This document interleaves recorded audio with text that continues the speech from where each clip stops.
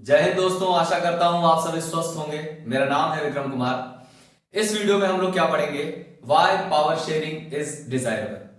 Power को share करना desirable क्यों है, क्यों इच्छा होनी चाहिए कि पावर को शेयर ही करना चाहिए। डिजायर का मतलब इच्छा। और ये भी सवाल कोई पूछने लायक है। अभी आपने दो केस पढ़ा है कि बेल्जियम में जब डायवर्सिटी को अकोमोडेट किया गया, यानी पावर को शेयर किया गया, तब क्या हुआ, और श्रीलंका में जब पावर को शेयर किया गया तब क्या हुआ। फिर भी ये सवाल आता है, तो इस सवाल का जवाब एक नए तरीके से हम लोगों का देना फर्ज बनता है। अब क्या है, why power sharing is desirable, power को शेयर करना जरूरी है क्या, ठीक, पहली चीज। और डिजायरेबल है क्या, डिजायरेबल का मतलब कि इच्छा होनी चाहिए, नहीं डिजायर होना चाहिए कि नहीं होना चाहिए। इससे पहले टॉपिक में हमने क्या क्या पढ़ा कि भाई श्रीलंका और बेल्जियम का एथनिक कॉम्पोजिशन क्या क्या रहा, किस तरह से श्रीलंका में मेजोरिटिज्म की पॉलिसी अपनाई गई, बेल्जियम में आपने देखा किस तरह से पूरी डाइवर्सिटी और डिफरेंसेस को अकोमोडेट कर लिया गया। अब हम अगला समझते हैं कि पावर शेयरिंग डिजायरेबल क्यों है, क्यों जरूरी है। बहुत इंपॉर्टेंट क्वेश्चन है, क्वेश्चन पूछा भी जाता है, ठीक है। अब क्वेश्चन पूछा जाता है तो जवाब देना आपका दायित्व है और उसको पूरी तरह से निभाइए भी, ठीक।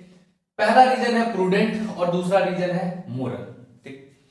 बच्चों को ना कई जगह कंफ्यूजन रहता है हमेशा। मैं जब भी ऑनलाइन क्लास या ऑफलाइन क्लासेस में पूछता हूं कि प्रूडेंट और मोरल रीजन में क्या होता है, तो बच्चे सिर्फ रट लेते हैं कि reduce the possibility of conflict between two social group, या फिर it is a very spirit of democracy, बस इससे ज्यादा कुछ नहीं। अगर समझने की बात की जाए तो मैं एक ना छोटे से एग्जांपल से आपको समझाता हूं कि क्या है बेसिक इन दोनों के बीच में डिफरेंस, ठीक है।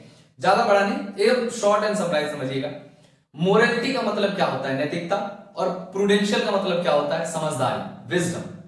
अब ओवरऑल बात क्या है कि बचपन से आपको मोरल वैल्यूज सिखाए जाते हैं, नैतिकता सिखाया जाता है। नैतिकता में जैसे एक एग्जांपल मैं बताऊं आपको कि आपको बड़ों को रिस्पेक्ट करना है, अगर कोई भी गेस्ट आते हैं तो उनके पैर छूने हैं, या फिर जो भी बड़े आपको मिल जाए तो उनके पैर छू करके उन्हें रिस्पेक्ट पे करना होता है, ठीक है। ये मोरलिटी आपको बचपन से सिखाया गया है।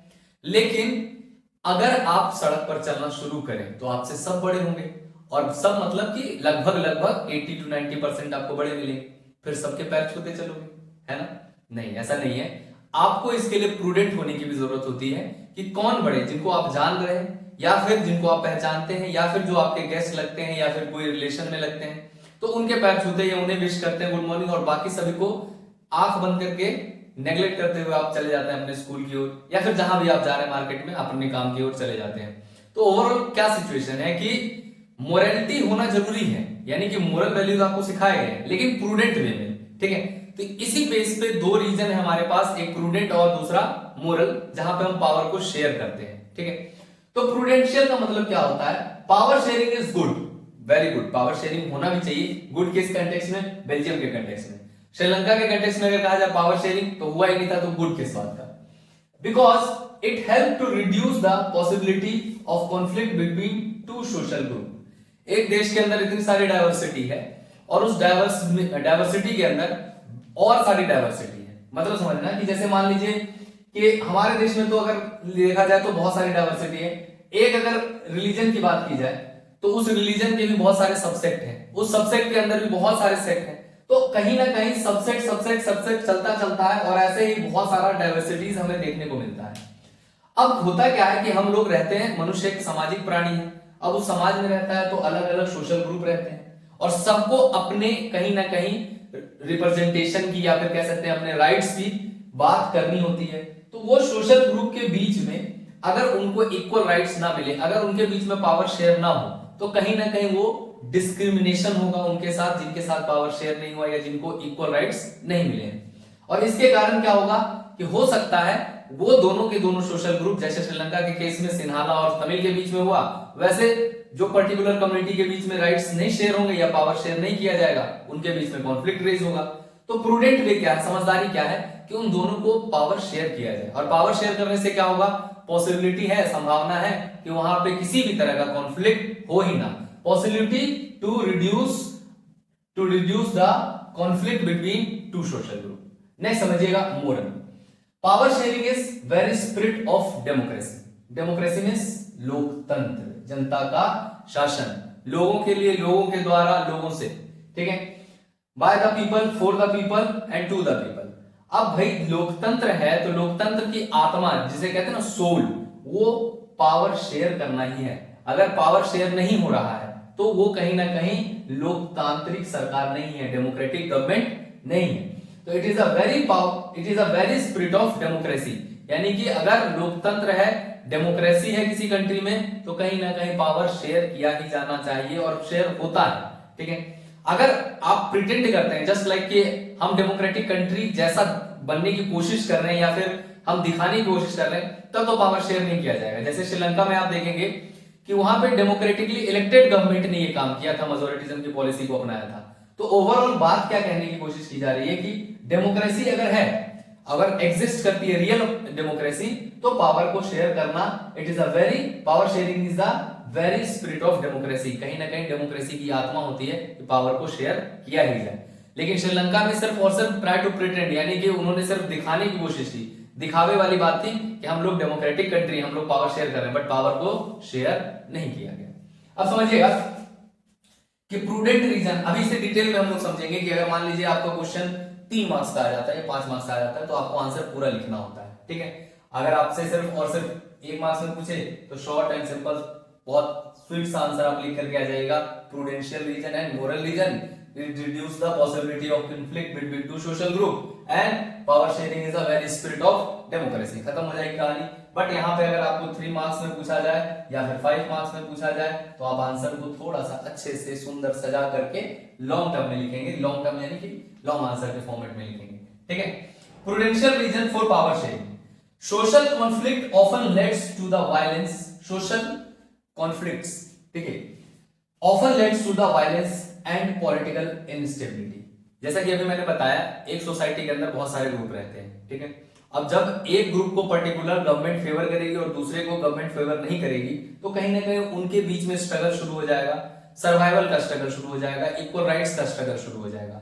और होगा क्या कि इसके कारण फिर से जैसा श्रीलंका में सिचुएशन हुआ, वहां पे उन सोशल ग्रुप के बीच में कॉन्फ्लिक्ट रेज होना शुरू हो जाएगा, और जिसके कारण आएगा क्या, पॉलिटिकल अनस्टेबिलिटी, पॉलिटिकल इनस्टेबिलिटी, राजनीति का स्थिरता, लीडर्स चेंज होंगे, कभी कोई गवर्नमेंट बनेगा, कभी कोई गवर्नमेंट बनेगा, कभी कोई पॉलिसी आएगी, कभी कोई पॉलिसी जाएगी, और इस तरह से कभी वेलफेयर नहीं हो सकता है सोसाइटी का।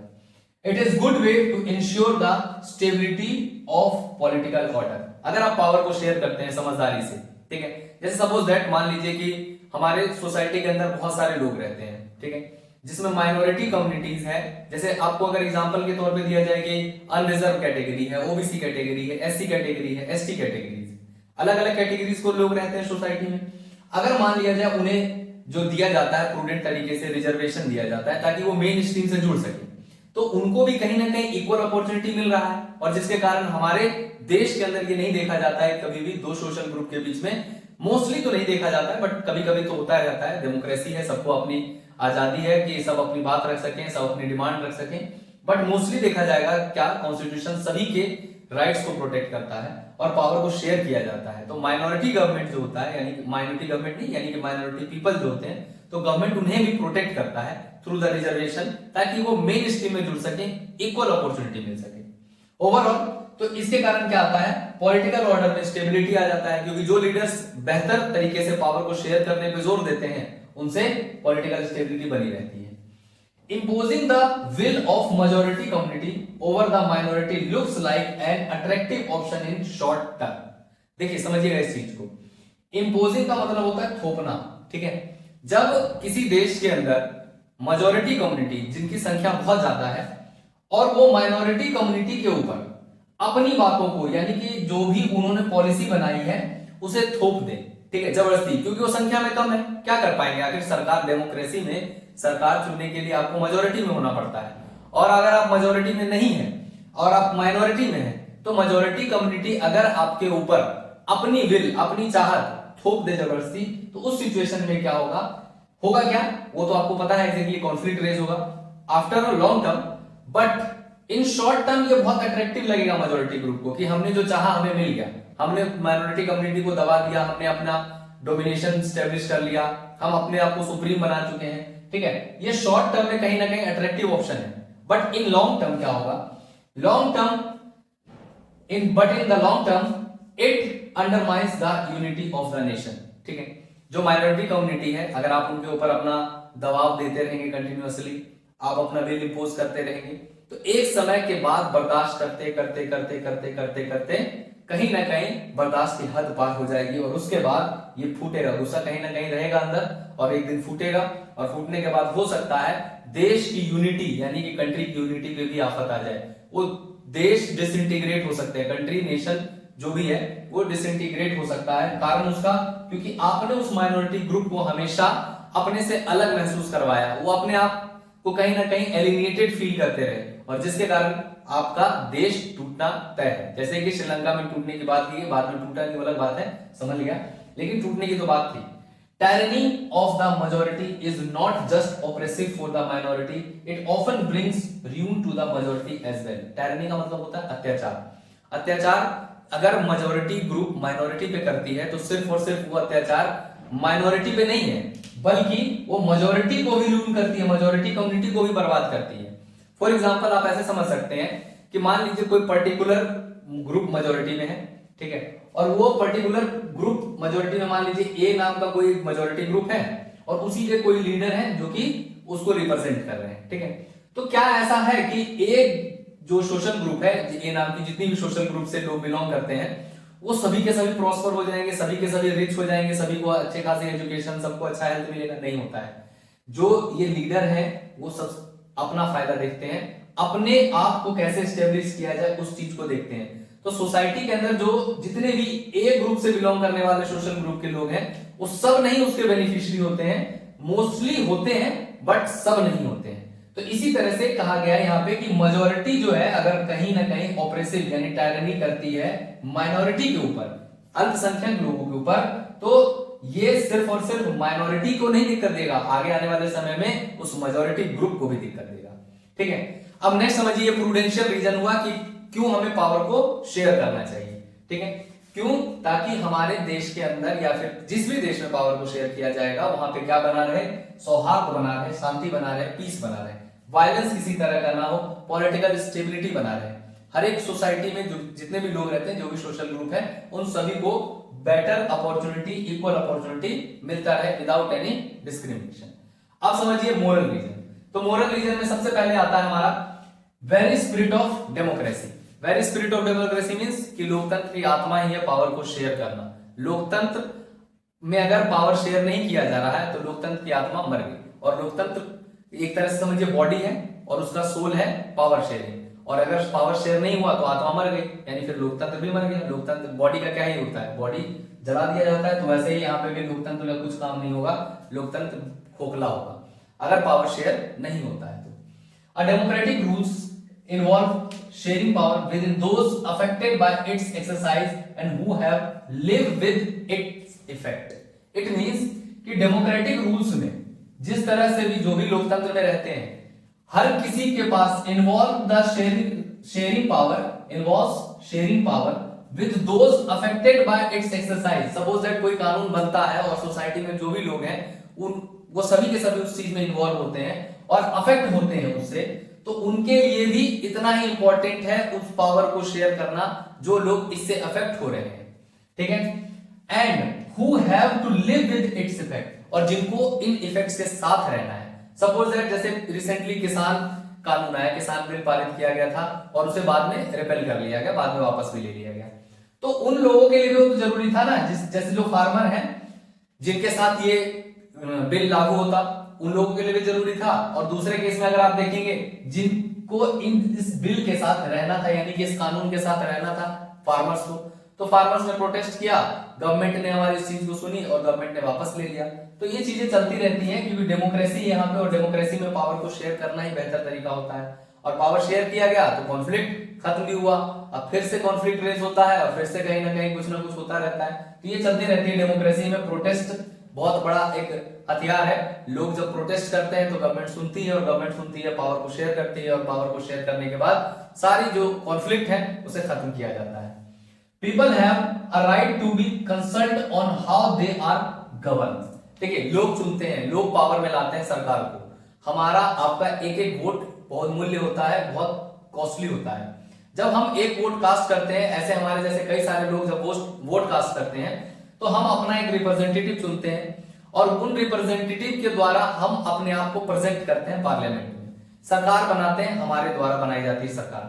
मान लिया जाए कि हमने जब सरकार बनाया और हमसे ही कंसल्ट ना किया जाए कि हम पे कैसे शासन किया जाए, ठीक है ना, हम अपने रूलर्स को चुन रहे हैं और हम पे कैसे शासन किया जाए ये हम तय नहीं कर पा रहे हैं, फिर वो लोकतंत्र नहीं होगा, फिर वो डिक्टेटरशिप हो जाएगा, ठीक है। तो यही भी right, people have a right to be consult on how they are to be govern, कि उन पर शासन कैसे किया जाए।